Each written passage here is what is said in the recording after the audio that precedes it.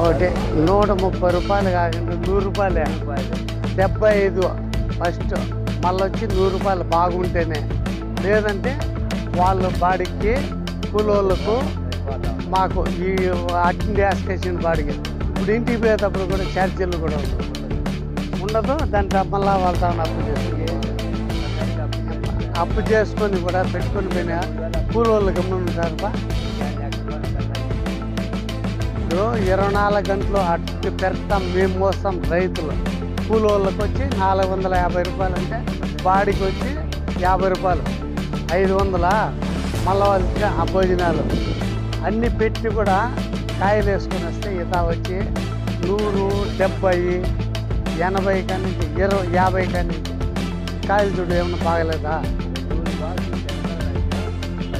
10 మంది పెట్టినా కూడా వాళ్ళ కూలిపాటు ఇస్తామన్నా మన కూలిపాటు ఎవరు ఇచ్చేది?